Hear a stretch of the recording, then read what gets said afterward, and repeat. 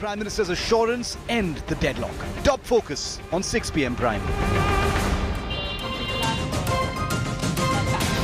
Good evening and welcome. This is 6 p.m. Prime coming to you live from the national capital this evening. Prime Minister Narendra Modi is in Gujarat. He spoke to farmers there as well. And in that speech that the Prime Minister, the excerpts that you heard, the Prime Minister once again tried to tell the farmers, more than 60,000 farmers, those who are at the borders of Delhi, that they are being misguided. Will the Prime Minister be able to once again instill some confidence which can find a middle path between the farmers, protesting farmers and the government? That is going to be our top focus. Meanwhile, the Prime Minister is in Gujarat, as I told you, a day-long tour. And any moment from now, Prime Minister Narendra Modi will reach Rann of Kutch, one of the largest salt deserts on planet Earth. After this, our Prime Minister is expected to take part in a grand cultural program. Modi hailed Kutch as one of the fastest developing areas of the country. In the afternoon, the Prime Minister inaugurated India's largest hybrid renewable energy park. Prime Minister also inaugurated a fully automated milk processing plant and packing plant in Kutch. Prime Minister said Kutch steps towards new technology and said India is leading the path of fight against the climate change for the entire world. Let's listen into a few reactions and some sound bites of Prime Minister Narendra Modi. साथियों, आज कच्छ में भी नई ऊर्जा का संचार हो रहा है। सोचिए, हमारे कच्छ में दुनिया का सबसे बड़ा हाइब्रिड रिन्यूएबल एनर्जी पार्क, और ये कितना बड़ा है? जितना बड़ा सिंगापुर देश है, बहरीन देश है, लगभग उतने बड़े क्षेत्र में कच्छ का ये रिन्यूएबल एनर्जी पार्क होने वाला है। आज कच्छ ने न्यू एज टेक्नोलॉजी और न्यू एज इकोनॉमी दोनों ही दिशा में बहुत बड़ा कदम उठाया है। खावड़ा में रिन्यूएबल एनर्जी पार्क हो, मांडवी में डिसैलिनेशन प्लांट हो और अंजार में सरहद डेयरी के नए ऑटोमेटिक प्लांट का शिलान्यास, तीनों ही कच्छ की विकास यात्रा में नए आयाम लिखने वाले हैं।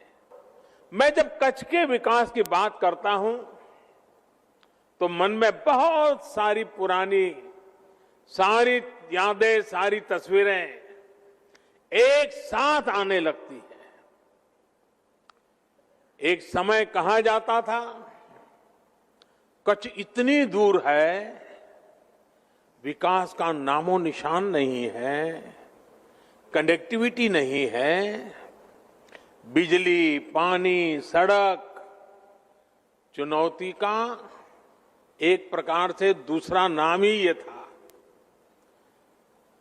सरकार में भी ऐसा कहा जाता था कि अगर किसी को पनिशमेंट पोस्टिंग देना है तो कच्छ में भेज दो, और लोग भी कहते हैं मुझे तो काला पानी की सजा हो गई। आज स्थिति ऐसी है कि लोग सिफारिश करते हैं मुझे कुछ समय कच्छ में मौका मिल जाए काम करने का। आज भारत रिन्यूएबल एनर्जी के उत्पादन के मामले में दुनिया की चौथी बड़ी ताकत है, दुनिया की। हर हिंदुस्तानी को गर्व होगा दोस्तों। बीते 6 साल में हमारी सौर ऊर्जा, उसकी हमारी क्षमता 16 गुना बढ़ गई है। हाल में एक क्लीन एनर्जी इन्वेस्टमेंट रैंकिंग आई है।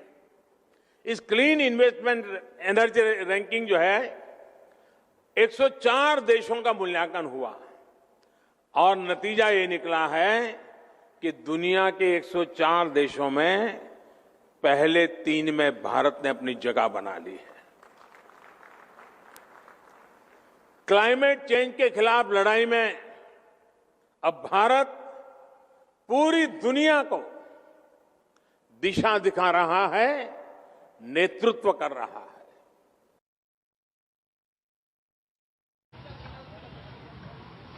Let me now bring in my colleague Gopi Manyar, who is joining us from Kutch right now. The Prime Minister is expected to reach there any moment as we speak for an hour-long cultural extravaganza that is going to start very soon.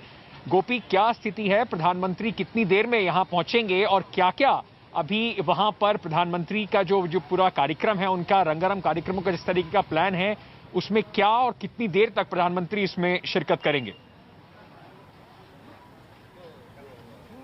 बिल्कुल अंकित, प्रधानमंत्री फिलहाल sunset यहाँ पे हो रहा है। जो सफेद रंग का सनसेट होता है बेहद सुंदर दिखता है, क्योंकि पूरा नमक का ये रन है और उसमें जब सनसेट होता है तो पूरी तरीके से जो पूरा एक ऑरेंज सा जमीन दिखती है। तो प्रधानमंत्री फिलहाल सनसेट देख रहे हैं और सनसेट देखने के बाद सीधा पहुंचेंगे कल्चरल प्रोग्राम जहाँ पे हो रहा है, वहां पे पहुंचेंगे।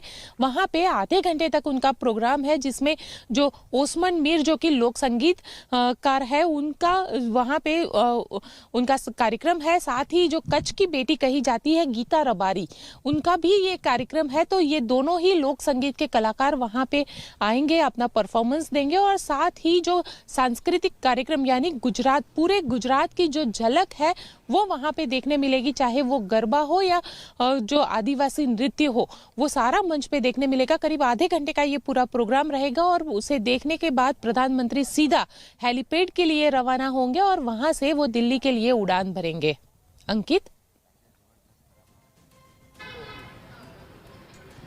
जी, Gopi, thank you for giving us a live update. We are going to go back to Gopi once the Prime Minister is in fact there. The Prime Minister reaches the venue of this cultural program. Meanwhile, amid the raging protests where the borders of Delhi, the Singhu border, Tikri border, many other places, the Ghazipur border, where the farmers have been sitting out in cold, and trust me, the Met Department says that the temperatures are going to drop further. Even at 15-16 degrees Celsius right now, it's quite cold to stand outside in Delhi. The farmers, remember, ladies and gentlemen, have been braving this weather and they continue their protests even in the 20s as we speak today. Prime Minister Narendra Modi from, in fact, Kutch tried to put the issues that the farmers have been facing to rest. The Prime Minister also said that the entire, in fact, protest, the farmers are being misguided. Prime Minister Modi met अपने किसान भाई बहनों से फिर एक बार कह रहा हूं, बार बार दोहराता हूं कि उनकी हर शंका के समाधान के लिए सरकार 24 घंटे तैयार है। किसानों का हित पहले दिन से हमारी सरकार की सर्वोच्च प्राथमिकताओं में से एक रहा है। खेती पर किसानों का खर्च कम हो, उन्हें नए नए विकल्प मिले, उनकी आय बढ़े, किसानों की मुश्किलें कम हो, इसके लिए हमने निरंतर काम किया है। हाल में हुए कृषि सुधारों की मांग बरसों से की जा रही थी। अनेक किसान संगठन भी पहले ही मांग करते थे कि अनाज को कहीं पर भी बेचने का विकल्प दिया जाए।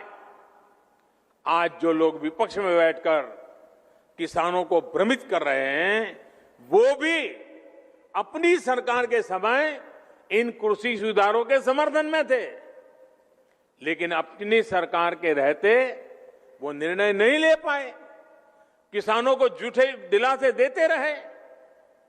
आज जब देश ने यह ऐतिहासिक कदम उठा लिया तो यही लोग किसानों को भ्रमित करने में जुट गए हैं, क्योंकि आजकल दिल्ली के आसपास किसानों को भ्रमित करने की बड़ी साजिश चल रही है। उन्हें डराया जा रहा है कि नए कृषि सुधारों के बाद किसानों की जमीन पर दूसरे कब्जा कर लेंगे। हमारी सरकार के ईमानदार प्रयास और जिसको करीब करीब पूरे देश ने आशीर्वाद दिए हैं, देश के हर कोने के किसानों ने आशीर्वाद दिए हैं, मुझे विश्वास है कि किसानों के आशीर्वाद की ये ताकत, देश भर के किसानों के आशीर्वाद की ताकत, जो भ्रम फैलाने वाले लोग हैं, जो राजनीति करने पर तुले हुए लोग हैं, जो किसानों के कंधे पर बंदूकें फोड़ रहे हैं, देश के सारे जागरूक किसान उनको भी परास्त करके। Hi everyone, Preeti Chaudhary here. Hope you like this video. For latest news and analysis, like and subscribe to the India Today YouTube channel. And don't forget to press the bell icon to stay updated. Thank you for watching.